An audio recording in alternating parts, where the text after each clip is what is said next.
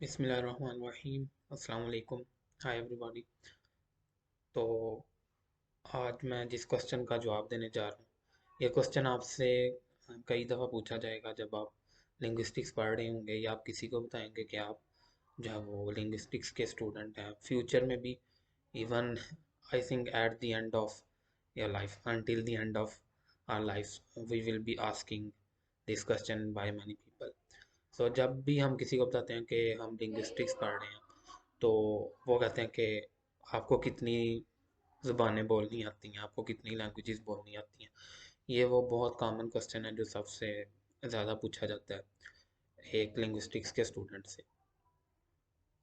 तो जैसे ही आप लिंग्विस्टिक्स का थोड़ा सा भी आपको एक्सपीरियंस होता है, तो आपको पता चलता है कि लिंग्विस्टिक्स का मतलब ये नहीं है कि आप कितनी ज़्यादा लैंग्वेजेस जानते हैं या कितनी ज़्यादा लैंग्वेजेस नहीं जानते, यानी आपको कितनी लैंग्वेजेस बोलनी आती हैं। असल में ये क्वेश्चन होता है कि आपको कितनी ज़ुबानें बोलनी आती हैं, जिसे हम कहते हैं, ऐसे पर्सन को हम कहते हैं पॉलीग्लॉट। यानी ऐसा बंदा जो काफ़ी ज़्यादा लैंग्वेजेस बोल सकता हो, यानी 3 4 5। तो पॉलीग्लॉट बनने के लिए लिंग्विस्टिक्स का आना ज़रूरी नहीं है, और लिंग्विस्टिक्स अगर आपको आती है तो ये ज़रूरी नहीं है कि आप पॉलीग्लॉट भी हों। ये ज़रूर है कि जब आपको एक सर्टेन अमाउंट का एक्सपीरियंस हो जाता है, क्योंकि linguistics is the scientific study of language.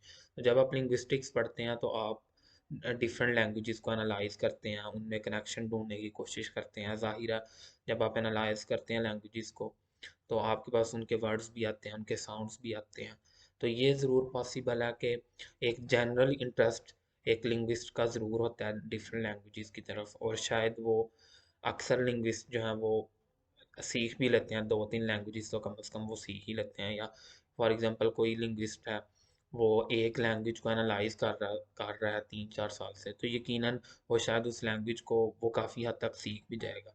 लेकिन ज़रूरी नहीं है। एज अ लिंग्विस्ट काम क्या है? Scientific study of language. Scientific study हम क्यों कहते हैं, ये भी मैं आपको इसका जवाब भी दे देता हूँ कि हम लैंग्वेज, किसी भी लैंग्वेज को एम्पिरिकली देखते हैं, यानी उसका उसके डेटा को ऑब्जर्व करते हैं। फिर हम ऑब्जर्व करने के बाद कुछ जो फ्रेमवर्क्स होते हैं उसके साउंड्स को देखते हैं, उसे दूसरी लैंग्वेज से कंपेयर करते हैं और फिर एक रिजल्ट पर पहुंचते हैं। इस तरह वो हम सारे प्रोसेसेस करते हैं जो एक आमतौर पर एक किसी भी फिजिकल साइंस में किए जाते हैं। इसलिए लिंग्विस्टिक्स जो है वो साइंटिफिक स्टडी ऑफ लैंग्वेज तो है, लेकिन एक लिंग्विस्ट जो है वो पॉलीग्लॉट नहीं है। तो और एक और भी चीज़ है कि जो अगर आप लिंग्विस्टिक्स पढ़ रहे हैं तो ज़रूरी नहीं है कि आप अच्छे लैंग्वेज टीचर भी हों।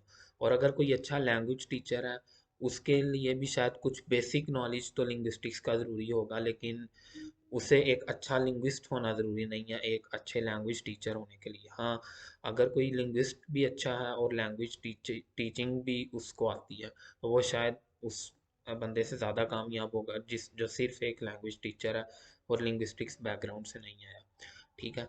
तो ये मेन फ़र्क है कि पॉलीग्लॉट, अब देखें ना, बचपन से हम में से अक्सर 2 या 3 लैंग्वेजेस जानते हैं। हमने तब लिंग्विस्टिक्स तो नहीं पढ़ी थी। ठीक है। और अब भी अगर हम कोई लैंग्वेज एज अ लिंग्विस्ट भी सीखना चाहेंगे, हमें भी शायद उतनी ही मुश्किल होगी जितनी कि किसी एक आम पर्सन को मुश्किल होती है एक नई लैंग्वेज सीखने में। ठीक है। तो ये कुछ फ़र्क है, और ये क्वेश्चन है जो आपसे बार बार लाइफ में जो है वो पूछा जाएगा कि how many languages you know if you are studying linguistics. ठीक है। तो मुझे उम्मीद है कि ये वीडियो आपके लिए हेल्पफुल रही होगी। जज़ाकल्लाह खैरन एंड थैंक यू।